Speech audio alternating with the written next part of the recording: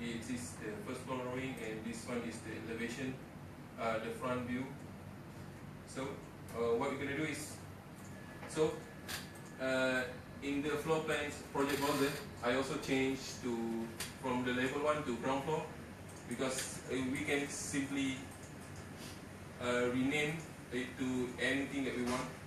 We can change to level 1 to ground floor, or we can add another one, another placement, and all that. We can do everything. We can put numbers for for sequential wise, and click at ground floor. Okay, and then we're going to create a wall. So simply click this wall button. Okay.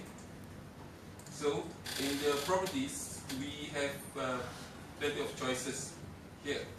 So this is all in